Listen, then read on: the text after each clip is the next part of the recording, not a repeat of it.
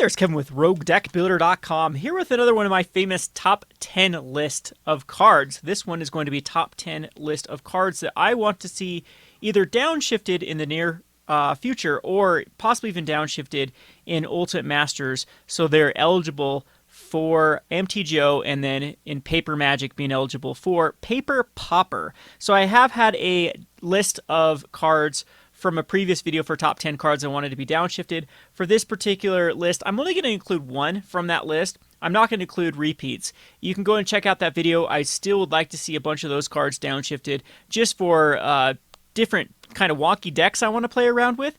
This is actually going to be a more serious top 10 cards I want downshifted for the health of the format.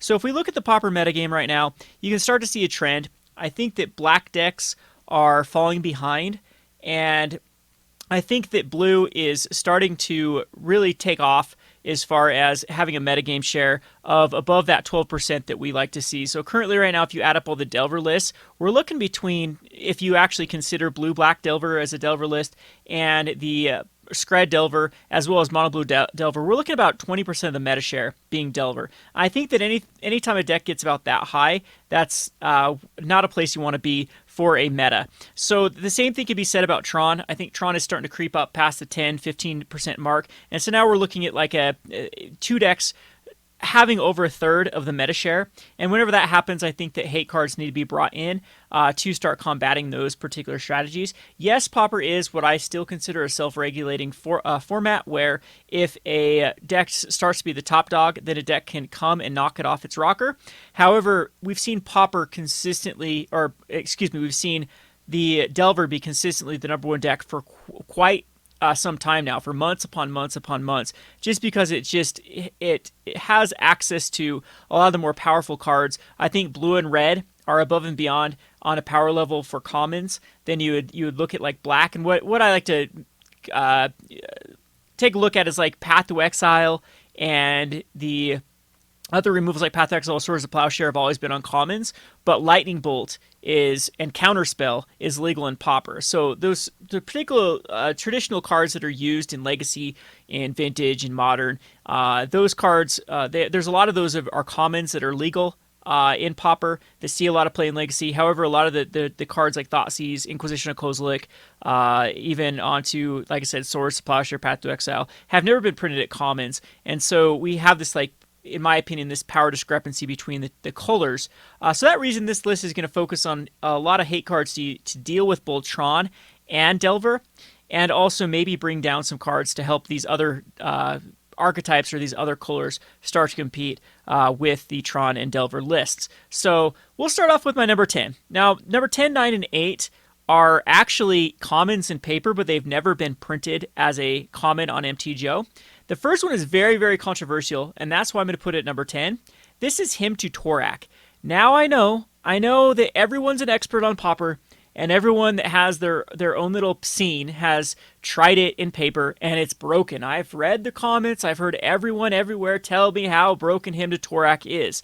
However, I don't know if that's the case with a meta that looks particularly like the meta that we have right now, with a blue Drago deck as well as a big mana Tron deck that just gets tons of card advantage. I think the Hymn to Tourach might actually breathe some new life in mono black control or these other various control elements. The thing that I think that Hymn to Tourach might get a little oppressive in is actually a black-blue control list, not really a mono-black control list. I think it's very safe for a mono-black control. I know the randomness of Hymn to Tourach is usually frowned upon because you could go Hymn to Tourach, hit 2 lands, and then your opponent just has these bad draws. But I'd like to at least see it tested as a legal card in Pauper, and if it does warp the format, then they can ban it. Now, I don't like Sinkhole coming off the list to help mono black control. I think Hymn to Tourach's nice. I'd actually prefer a different card just be printed rather than Hymn to Tourach and have it be an unrandom. We have Wrench Mind, but Wrench Mind unfortunately runs into like Affinity and runs into a bunch of other decks where Wrench Mind ends up being pretty bad when they just discard an artifact. So either Hymn to Tourach or a card like Hymn to Tourach being brought into Pauper, I think, would be very, very good for these blacklists to try to compete. That's what black is known for, is ripping cards out of your opponent's hand. The draw is extremely powerful in Pauper. The cards that traditionally have been used in black decks to rip cards out of hand, usually not legal. Inquisition, Thoughtseize, those really versatile ones, they are not legal in Pauper. You're kind of stuck with Ostracize, Duress, those type of cards. And Duress is great in a sideboard, but it's never been very good in the main just for how prevalent creature decks are in the Pauper format. All right, so going on to number 9. Number 9 is another card that a lot of people, there are a lot of controversial opinions about it. This is Goblin Grenade. I've played Goblins. Goblins just isn't quite there compared to the other aggro decks like the Stompy, Affinity, and we already have a card is called Reckless Abandon, I believe, that is 4 damage by sacrificing a creature, and it doesn't see any play. So the Goblin Guide is just 1 more damage, and it specifically has to be a goblin. The sorcery speed is very relevant. The fact that you can counter it and then have to lose a goblin is also very relevant. So I think the Goblin Grenade is actually safe in this particular Pauper meta. I think one of the other reasons that it's safe is people already have a ton of hate for the red burn-based decks. You have to run Lifelink or otherwise burn can usually get you. You have cards like Fire Blast. You have cards now like the Viashino and the Get You Lava Runner that are very good additions to Pauper. You still have the Curses. You still have Lightning Bolt. You have Lava Spike. There are a lot of ways to dish off a lot of damage. Giving Goblin Grenade to Goblins I don't think will break the deck. It will force it into the tribal Goblins. I don't think that Goblins will start to push away like the other ways, like there's the Cascade red-green deck. With Burning Tremissaries, there's also a deck that just runs mono red aggro that does run some goblins, but it's a mix of a bunch of cards. And again, I don't think the Goblin Grenade will be just strictly better than running those particular strategies, and it might give some life back into the goblin strategy. On to my number 8. Number 8 is just for the fact that I keep having to remove these cards out of people's decks because they just assume that they are legal in Pauper. This is Tormod Script. Tormod Script has never been printed as a common in Pauper, and just for the sake of making it, the headache go away, I think Tormod Script would be a great addition. It is a budget card compared to the Relic of Progenitus, which is around, that card always stays between the $3 to $6 range every even time it gets reprinted because it has so much play in Modern. You've actually seen a lot of Modern decks choose Tormod Script over the Relic of Progenitus. We also have the Nile Spellbomb. So I think Tormod Script is just a great addition that can be thrown into Pauper and can give us some more hate versus graveyard strategies. A lot of these Tron decks have a big graveyard aspect to them. There are annoying cards like Moment's Peace and the Prismatic Strands that sometimes aggro decks want to bring in some graveyard hate.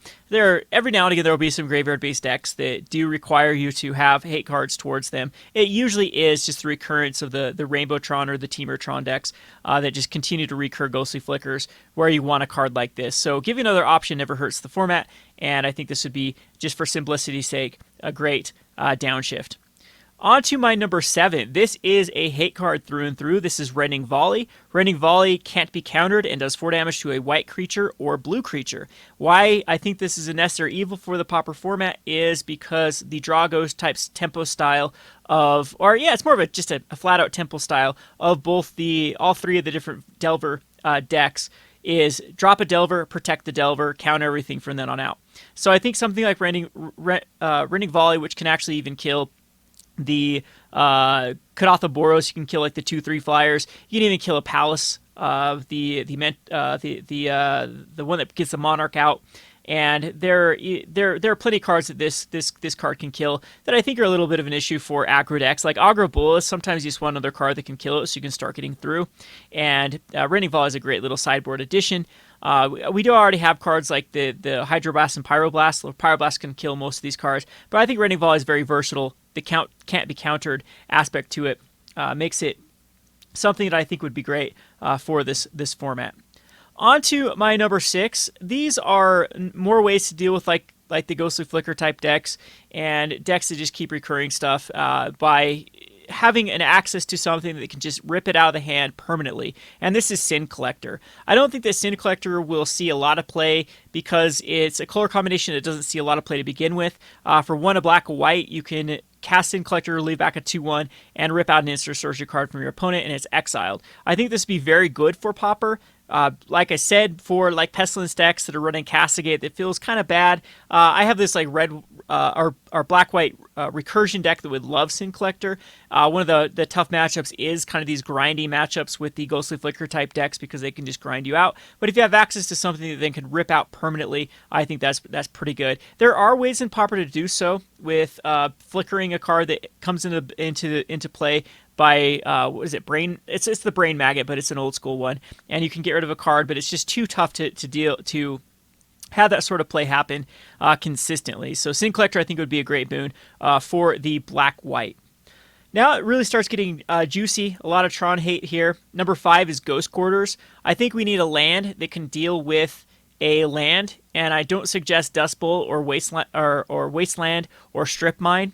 So I think the Ghost Quarters is the perfect one for this meta for Pauper, as people are running a lot of basic lands, and this will just strictly hate out decks like Tron, at least slow them down, at least stop them from having the fast mana that quickly. And Tron, I don't think will mind too much because they can go get one of their basic lands in their deck.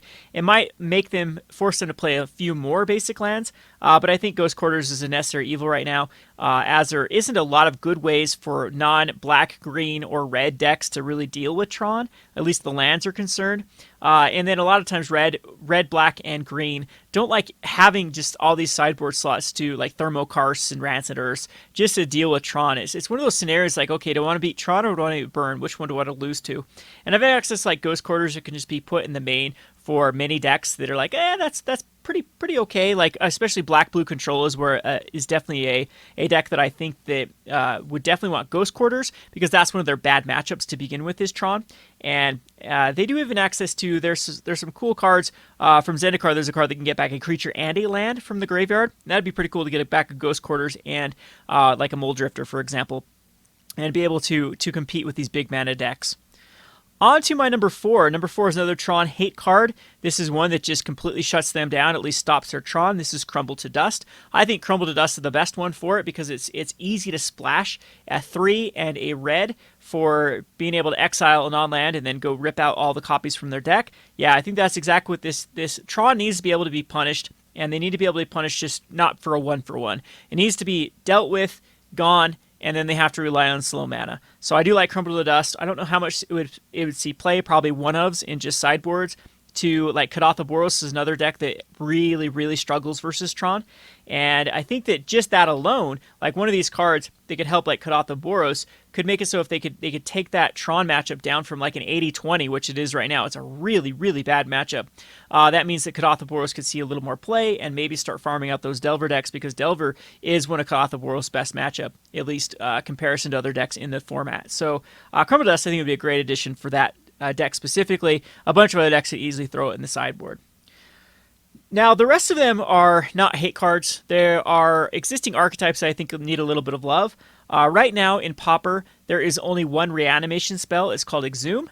And there's a fun little list with Exhume to get back the either Crushers, or it can get back some hexproof cards. There's some big creatures that are great to reanimate. Unfortunately, that's the only one, though. So I think we should downshift one reanimate card. My choice is Zombify. Zombify is the one that feels the most common to me. A lot of like these newer age reanimation spells are like 5 mana and do something on top of them. So Zombify is just 4 mana. Return target creature from your graveyard to the battlefield, I believe is what it states, and it would be another way to just get that early Crusher out on turn 4. I don't think that's too broken for Pauper. A lot of aggro decks are crushing through before Crusher can even come out on turn 4. It's kind of what these Tron Crushers are doing at that point, is use it as a turn 4 Crusher. But anyway, I think it'd be a great addition to give one more reanimate spell to the format. And Zombify, like I said, feels the most common. We want to stick with the Pauper theme. We don't want like big epic spells or big epic creatures. So it's more like Zombify type cards. It kind of feels a little more commony to me. Number 2, I would pick a Johnny's Primate for number 2 because I really want to see Soul Sisters, but I did use it on the other list of top 10 cards I want downshifted in Pauper. So for this one, I'm going to actually just pick Serene Steward. Now, Serene Steward's also an ally, so it might actually help with an ally strategy because there are some life-linking ally strategies. But I think Serene Steward might be enough to push the Soul Sisters type archetype up. It's just every time you gain a life, you can pay a mana to give something +1/+1. So it allows your Soul Sisters to get bigger and other things. And again, it probably would be too, the power level is probably not there for Pauper, but it'd be a great little addition. Feels very common to me. And I would like to see a few more cards that actually interact with like the Soul Sister type archetype where gaining life actually matters. Unfortunately, we don't have a bunch of cards that do that. Of course, Johnny's Primate would be my choice, but again, Serene Steward would be a close second. This brings us to number 1, and I chose this last time, and I'm going to choose it again. Either Zulaport Cutthroat or Blood Artist. I really want to see an Aristocrats type strategy in Pauper, and I think that Blood Artist slash Zulaport Cutthroat, yeah, they're both basically the same thing. Blood Artist actually triggers off your opponent's creatures as well, so maybe you can make the argument for the Zulaport Cutthroat is also an ally, so that could go towards like an ally tribal. That would be my choice. Aristocrats is nowhere to be found. Like every once in a while, you'll see some sort of Tortured Existence deck, but they've never really been able to compete in Modern with the diverse meta. It's just they're always going to have a miserable matchup, and it's been a long time since I've even seen a 5-0 list with that type of strategy. Blood Artist could go in token-based strategy. We could see like a white-black tokens or even a red-black tokens. There's a lot of goblins out there that could have like a Blood Artist type effect. We actually do have a few other cards like Impact Tremors that could kind of go in that little list too. Who knows? It could bring this sort of taxing your opponent through creatures into play in Pauper, and I think it'd be a great addition. So those are kind of my cards that I would like to see downshifted. I had some other cards that I'm like, probably way too powerful for Pauper. I had a card called Skylasher to really deal with Delver. That's a can't be countered reach protection from blue card, but that might just be too warping for decks like Delver and put Stompy way over the top. But I think this is a pretty good list. I understand Hymn to Tourach is very, very risky, and Goblin Grenade is semi-risky. However, I think they should be tested before we should actually just count them out. And again, if people play in a little tiny small pod at a local game store, that is not enough information. We need this to be sent out to the masses to see if Hymn to Tourach really is that broken, or Goblin Guide really is that broken. There are a couple other cards that I don't think should come off, like High Tide being downshifted or Sinkhole being downshifted. I think they should stay at uncommon on MTGO. But the more that they can actually make the two lists equal, like ever printed as a common, ever should be a common on MTGO, and then even ban those cards out, I'd even be for that, because as running a Pauper tournament, there have been a lot of people I have had to say, excuse me, that's never been printed as an uncommon. I'm sorry, you're gonna have to take it out of your deck and replace it, and especially when it's something so innocuous like Tormod's Crypt. Anyway, I hope you enjoyed this list. There's a lot of hype around Pauper at the moment. You can actually qualify for a Pro Tour on MTGO through Pauper, theoretically speaking, and I'm hoping this actually breathes new life into the format. The format is great, it's a lot of fun. There isn't a big barrier to entry. With these master sets coming to a close, there's going to be less of cards being downshifted into the format. It's going to be really, really tough to get a powerful card into a standard set. But they have hinted at, even though master sets are going away, that they're going to print a lot more like guild kit type products or spellbook type products and things like that. Then we could see some cool cards going into the format. The thing I like most about it, of course, is it's very, very accessible. I have a 32 deck booster or battle box that we can actually theoretically do a 32-man tournament. What is that, 5 rounds or 6 rounds at our game store? It's funny because I think about 32 is about what capacity Gone Rogue Games can actually hold. But anyway, we've had about some, I don't know, I think our biggest tournament's been like maybe 15 people. But anyway, it's fun. We like the battle box, and for the cost of the battle box is like the cost of a 32 battle box is the cost of like one modern deck, and that's even going all out on like Chainer's Edicts and Ponders and Preordains and Gushes and those type of cards. We haven't held anything back with our battle box, maybe just oubliettes, which definitely could get a reprint in this upcoming master sets. Hope you enjoyed this list, and if you have a list of your own, feel free to put it in the comment section below. This has been Kevin with Rogue Deck Builder. Thanks for watching.